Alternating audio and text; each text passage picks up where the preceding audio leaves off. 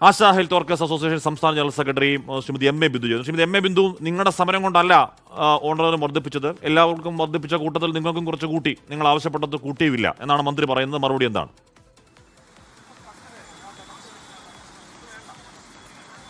അത് നമ്മുടെ ധനകാര്യമന്ത്രി അടക്കം മുഖ്യമന്ത്രി അടക്കം എല്ലാവരും പറഞ്ഞത് ഓണറേറിയം വർദ്ധിപ്പിക്കേണ്ടത് സംസ്ഥാന സർക്കാരല്ല, കേന്ദ്രത്തോടാണ് ചോദിക്കേണ്ടുന്നത് എന്ന് പറഞ്ഞിരുന്ന ആളുകൾ ഇപ്പോൾ നമ്മുടെ സമരത്തിൻ്റെ സമ്മർദ്ദത്തിന് മുന്നിൽ അവർക്ക് ഇത്തരം ഒരു തീരുമാനം എടുക്കേണ്ടി വന്നു എന്ന് പൊതുസമൂഹത്തിന് ഒന്നാകെ മനസ്സിലായിട്ടുള്ള കാര്യമാണ്. അദ്ദേഹം ഒരു മിനിസ്റ്റർ എന്നുള്ള നിലയിൽ, ഒരു പദവിയിലിരിക്കുന്ന ഒരാളെന്നുള്ള നിലയിൽ അദ്ദേഹത്തിന് സ്വാഭാവികമായിട്ടും അങ്ങനെയല്ലേ പറയാൻ കഴിയത്തുള്ളൂ. പക്ഷേ ഒരു ജനാധിപത്യ സമരത്തെ ഞങ്ങൾ തീരെ മുഖവിലേക്ക് എടുക്കില്ല എന്നുള്ള ഇത്തരത്തിലുള്ള സൂചനകൾ വളരെ മോശമായിട്ടുള്ള ഒരു ഇതാണ് സമൂഹത്തിൽ, അത് സന്ദേശമാണ് സമൂഹത്തിൽ സൃഷ്ടിക്കുന്നത് എന്നുകൂടി അദ്ദേഹം മനസ്സിലാക്കണം എന്നുള്ളതാണ് ഞങ്ങളുടെ അഭിപ്രായം. എളവനഗിരി അടക്കമുള്ള സി ടി നേതാക്കൾ നേരത്തെ പറഞ്ഞുകൊണ്ടിരുന്നതാണ് ഇത് സർക്കാരിന് കടുത്ത സാമ്പത്തിക പ്രതിസന്ധിയാണ്, അതുകൊണ്ട് ഓണറേറിയം എന്നാവശ്യപ്പെടില്ല എന്നൊരു സി ടി നേതാവ് പറയാന്നൊക്കെ പറയുന്നത് അത്ഭുതമാണ്. അപ്പം അങ്ങനെ പറഞ്ഞതാണ്. അങ്ങനെ പറഞ്ഞതിന് ശേഷവും സി ടി എന്തോ ആഘോഷ പരിപാടികളൊക്കെ പ്രഖ്യാപിക്കുന്നുണ്ട്. ശ്രീമതി എം എ ബിന്ദു, അത് അറിഞ്ഞിരുന്നോ? അത് തീർച്ചയായിട്ടും ഞങ്ങൾ അതെല്ലാം അറിഞ്ഞു. അതായത് ഓണറേറിയം വർദ്ധിപ്പിക്കാൻ ആവശ്യപ്പെടില്ല എന്ന് പ്രഖ്യാപിച്ച ഒരു യൂണിയൻ നേതാവ് ഇപ്പോൾ ഞങ്ങൾ ഈ 8.5 മാസമായി ഈ തെരുവിലിരുന്ന് മഴയും വെയിലും കൊണ്ടതിൻ്റെ ആ അടിസ്ഥാനത്തിൽ അത് വർദ്ധിപ്പിച്ചപ്പോഴത്തേക്ക് അതിൻ്റെ ക്രെഡിറ്റ് പറഞ്ഞുകൊണ്ട് വരുമ്പോൾ അവർ സ്വയം അപഹാസ്യരാകത്തേ ഉള്ളൂ. പൊതുസമൂഹത്തിന് മുന്നിൽ അത് ബോധ്യപ്പെട്ടിട്ടുള്ള കാര്യമാണ്.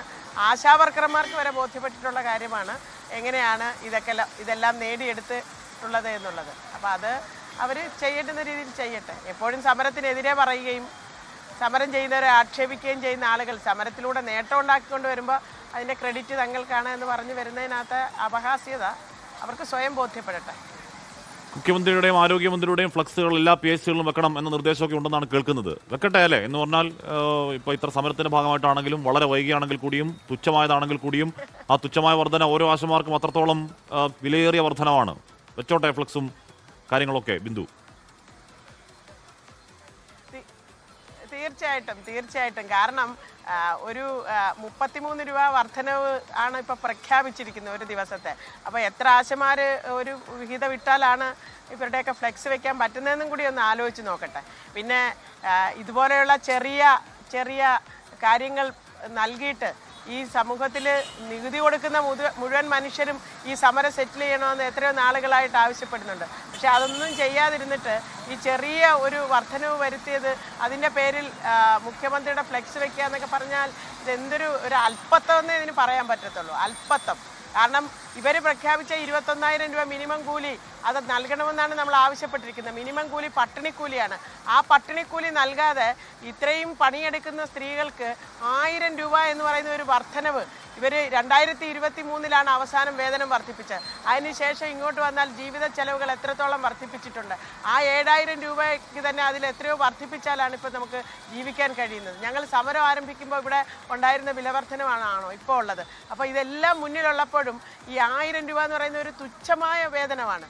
അതിനെ ഞങ്ങൾ ഈ സമരത്തെ അപമാനിക്കുക, അല്ലെങ്കിൽ ഈ തൊഴിലെടുക്കുന്ന സ്ത്രീകളെ അപമാനിക്കുന്നതിന് തുല്യമായിട്ടാണ് തന്നിരിക്കുന്നത്. പക്ഷേ ഞങ്ങളിത് വിജയമെന്ന് പറയുന്നത് ഒരു പൈസ പോലും വർദ്ധിപ്പിച്ച് തരില്ല, ഞങ്ങളല്ല തരേണ്ടുന്നത് എന്ന് മർക്കടമുട്ട് പിടിച്ചിരുന്ന ഇവരുടെ മുന്നിൽ നിങ്ങളാണ് തരേണ്ടുന്നത് എന്ന് അവരെ ബോധ്യപ്പെടുത്തി കൊടുത്തു എന്നുള്ളതാണ് ഈ സമരത്തിൻ്റെ വിജയം. ഈ സമരം സൃഷ്ടിച്ച സാമൂഹികവും സാംസ്കാരികവുമായ ഒത്തിരിയേറെ നേട്ടങ്ങളുണ്ട്. ഈ സാമ്പത്തികമായി ഉണ്ടായി വന്ന നേട്ടങ്ങൾ മാത്രമല്ല, സാമൂഹികമായി ഇത് സൃഷ്ടിച്ചിട്ടുള്ള ബാക്കി എല്ലാ നേട്ടങ്ങളും കൂടി പരിഗണിക്കണം. അങ്ങനെ പരിഗണിക്കപ്പെടും ഇത് എന്നുള്ളത് ഞങ്ങൾക്ക് പൂർണ്ണ ബോധ്യമുണ്ട്. തൊഴിലെടുത്ത് ജീവിക്കുന്ന ഏത് വിഭാഗം മനുഷ്യർക്കും അവർക്ക് സമരം ചെയ്യാനുള്ള ഒരു പ്രചോദനമാണ്. അവൻ്റെ ഭരണാധികാരികളുടെ മുന്നിൽ പോയി നിന്ന് യാചിക്കുകയല്ല. 4 ദിവസം മുമ്പ് ആലപ്പുഴയിൽ ശ്രീ എം പി രാജേഷ് മന്ത്രിയുടെ മുന്നിൽ അംഗൻവാടി വർക്കർമാരിൽ നിന്ന് യാചിക്കുന്ന പടം ഞങ്ങൾ കണ്ടു.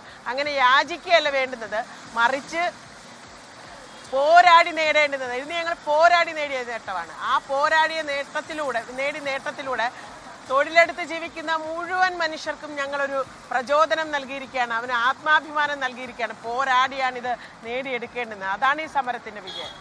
31.34 ലക്ഷം സ്ത്രീകൾ എന്ന് പറഞ്ഞാൽ മറ്റ് ക്ഷേമ പെൻഷനൊന്നും ഉൾപ്പെടാത്തവർക്ക് മാസം 1000 രൂപ എന്ന് പറയുമ്പോൾ ഇപ്പോൾ മധ്യപ്രദേശിലെ മഹാരാഷ്ട്രയിലും ഒക്കെ ലാഡ്ലി ബഹൻ പദ്ധതിയൊക്കെ ഫോർമാറ്റിൽ എന്നാൽ നേർക്കുനേർ അങ്ങനെ അല്ലെങ്കിൽ കൂടിയും എന്ന് പറഞ്ഞാൽ അതുണ്ടാക്കുന്ന സാമ്പത്തിക ബാധ്യത അത്രത്തോളം സംസ്ഥാന സർക്കാരിനുണ്ട്. സംസ്ഥാനം പറയുന്നത് 10,000 കോടി 13,000 കോടിയാണെങ്കിലും സംസ്ഥാനത്തിൻ്റെ കയ്യിൽ പണമുണ്ടെന്നാണ് പറയുന്നത്. അപ്പോൾ നിങ്ങൾക്ക് ഒരു മാസം 1000 രൂപ എന്ന് പറയുന്ന ബിന്ദു പറയുന്നത് പോലെ തുച്ഛത്തിൽ തുച്ഛമാണ്. ഇക്കാലത്ത് 1000 രൂപ മാസം എന്ന് പറഞ്ഞാൽ ഒരു വർധനവേ അല്ല. ഒരുപക്ഷെ നിങ്ങൾ സമരമിരുന്നത് കൊണ്ടാണോ നിങ്ങളുടെ ആ വർധന അത്ര തുച്ഛമായി പോയത് ബിന്ദു? അങ്ങനെയും അതിനൊരു ആംഗിൾ ഉണ്ടല്ലോ.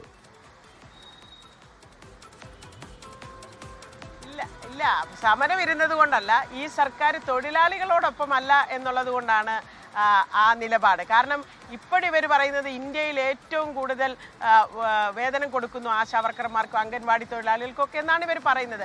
അത് മറ്റ് സ്റ്റേറ്റിൽ, സിക്കിം അടക്കമുള്ള സ്റ്റേറ്റുകളിൽ 10,000 രൂപ കൊടുക്കുന്നുണ്ടെന്നുള്ളത് ഇവർ തന്നെ നിയോഗിച്ച ഹരിത വി കുമാർ കമ്മിറ്റിയിൽ പറഞ്ഞിട്ടുള്ള കാര്യമാണ്. മറ്റ് പല സ്റ്റേറ്റുകളിലും കൊടുക്കുന്നുണ്ടെന്നുള്ളത്. അപ്പോൾ ഈ ഏറ്റവും കൂടുതൽ കൊടുക്കുന്നു എന്ന് പറയുമ്പോൾ ആ ഏറ്റവും കൂടുതൽ എത്രയാണ് എന്ന് ഇവരൊന്ന് പരിശോധിച്ച് നോക്കേണ്ടതുണ്ട്. ഇത്രയും ചെറിയൊരു തുകയ്ക്ക് എങ്ങനെയാണ് ഒരു കുടുംബം ജീവിച്ചു പോകുന്നത്? ഈ മന്ത്രിമാർ അവരുടെ വരുമാനം എത്രയാണ്? ദിവസ വരുമാനം എത്രയാണ്? അവരുടെ ജീവിത ചെലവുകൾക്ക് വേണ്ടിയിട്ട് എത്ര രൂപ ചെലവിടുന്നുണ്ട്? ഒരു പൈസ പോലും വ്യക്തിപരമായി ചിലവിടേണ്ട. അവരുടെ ചികിത്സയാണെങ്കിലും യാത്രയാണെങ്കിലും താമസമാണെങ്കിലും ഭക്ഷണമാണെങ്കിലും എല്ലാ കാര്യങ്ങളും സ്റ്റേറ്റാണ് ചെലവാക്കിക്കൊണ്ടിരിക്കുന്നവർക്ക്. എന്നിട്ട് അവർ ലക്ഷങ്ങൾ ശമ്പളം വാങ്ങിക്കുന്ന ആളുകളാണ് ഈ ആശമാർക്കും ഉൾപ്പെടെയുള്ള തൊഴിൽ വിഭാഗത്തിന് ഇത്രയും കുറഞ്ഞ കൂലിക്ക് അവർ പണിയെടുപ്പിച്ചുകൊണ്ടിരിക്കുന്നത്. നമ്മൾ മനസ്സിലാക്കേണ്ടുന്നത് ഈ ആശാവർക്കർമാർ പദ്ധതി കേരളത്തിൽ തുടങ്ങുന്നതിന് മുമ്പ് ഇവിടെ JPH എന്ന് പറയുന്ന ഒരു വിഭാഗം വലിയ തോതിലുണ്ടായിരുന്നതാണ്. ഈ ആശാവർക്കർമാരുടെ നിയമനം നടന്നതിന് ശേഷം ആ വിഭാഗത്തിൻ്റെ എണ്ണം ഗണ്യമായി കുറച്ചിരിക്കുകയാണ്. അവർക്ക് എല്ലാ സേവന വേതന വ്യവസ്ഥകളോടും കൂടി 40,000 രൂപ 50,000 രൂപ ശമ്പളം വാങ്ങിച്ച് മറ്റ് ആനുകൂല്യങ്ങൾ വാങ്ങിച്ച് പണിയെടുത്തുകൊണ്ടിരുന്ന ആളുകളാണ്. അവരുടെ എണ്ണം കുറച്ചിട്ടാണ് ഈ ഗ്ലോബലൈസേഷൻ്റെ പദ്ധതിയുടെ ഭാഗമായിട്ടാണ് ഈ ഇത്തരത്തിലുള്ള ജോലികൾ കുറഞ്ഞ കൂലിക്ക് സ്ത്രീകളെ കൊണ്ട് ചെയ്യിക്കുന്നത്. അപ്പോൾ അത് വളരെ കടുത്ത ഒരു തൊഴിൽ ചൂഷണമാണ് നടത്തിക്കൊണ്ടിരിക്കുന്നത്. ഈ ഇടതുപക്ഷമെന്ന് അവകാശപ്പെടുന്നവർക്ക് എങ്ങനെ ഈ കടുത്ത തൊഴിൽ ചൂഷണത്തെ അതിനോടൊപ്പം നിൽക്കാൻ കഴിയുന്നു? അതിന് എതിരായി എന്ന് പറഞ്ഞാൽ അത് സഹിക്കാൻ കഴിയുന്നില്ല എന്ന് പറയുന്ന സ്ത്രീകളോട് ഇത്ര മോശമായിട്ട് നിലപാടെടുക്കാൻ ഇവർക്ക് എങ്ങനെ കഴിയുന്നു? ഇതൊരു സോഷ്യൽ ഓഡിറ്റിങ്ങിന് വിധേയമാകുന്ന കാര്യമാണ്. ഇവരെ ഇലക്ഷൻ വന്ന് മൂക്കെ മുട്ടി നിൽക്കുമ്പോഴത്തേക്ക് നക്കാപ്പിച്ച കൊടുത്തു. മറ്റ് സ്റ്റേറ്റിൽ, കർണാടകത്തിലും മറ്റ് സ്റ്റേറ്റിലും ഒക്കെ ഇതിൽ കൂടുതൽ ക്ഷേമ പെൻഷൻ കൊടുക്കുന്നുണ്ട്, ഇതിൽ കൂടുതൽ ആനുകൂല്യങ്ങൾ സ്ത്രീകൾക്ക് കൊടുക്കുന്നുണ്ട്. അവർക്ക് യാത്ര സൗജന്യമാണ്. തമിഴ്നാട്ടിലും കർണാടകത്തിലും ഡൽഹിയിലും ഒക്കെ എന്തെല്ലാം സൗജന്യങ്ങൾ കൊടുക്കുന്നുണ്ട്. അപ്പോൾ സൗജന്യങ്ങൾ കൊടുക്കല്ല, അവകാശപ്പെട്ടത് കൊടുക്കാൻ ഇടതുപക്ഷ സർക്കാർ തയ്യാറായി. എന്തായാലും ഒരു ദിവസം 220 രൂപ എന്ന് പറയുന്നത് പുതിയകാല വിലക്കയറ്റത്തിന്റെ ഒക്കെ പുതിയകാല രാജ്യത്ത്, പുതിയകാല കേരളത്തിൽ ജീവിക്കാൻ കഴിയാത്ത തുകയാണ്. അങ്ങേയറ്റം തുച്ഛമായ തുകയാണ്. അതിൽ 33 രൂപ കൂടി എന്ന് പറഞ്ഞാൽ ഒരു വർധനവല്ല. 1000 രൂപ എന്ന് പറഞ്ഞാൽ ഒരു വർധനവേ അല്ല എന്ന് പറഞ്ഞാൽ പോലും നിങ്ങളുടെ ഇത്രയും ദിവസത്തെ സമരത്തിൻ്റെ ഐക്യദാർഢ്യം അത് കേരളത്തിൻ്റെ സമരചരിത്രത്തിൽ എന്തായാലും രേഖപ്പെടുത്തപ്പെടും. എന്തായാലും ആ സമരം തുടരുകയാണെന്ന് പറയുന്നുണ്ട്. എന്തായാലും അതിജീവന പോരാട്ടങ്ങൾ പരാജയപ്പെട്ടു പോയ ചരിത്രം കേരളത്തിനില്ല. അതുതന്നെയാണ് അതിന്റെ മറുപടി. ലോകത്തെവിടെയായാലും ഏത് സമയത്തും 24 വാർത്തകളും ഓഗ്മെന്റഡ് റിയാലിറ്റി പാക്കേജുകളും എക്സ്പ്ലെയിനറുകളും വിശദമായി കാണാൻ ഞങ്ങളുടെ YouTube ചാനൽ നിങ്ങൾക്ക് സബ്സ്ക്രൈബ് ചെയ്യാം.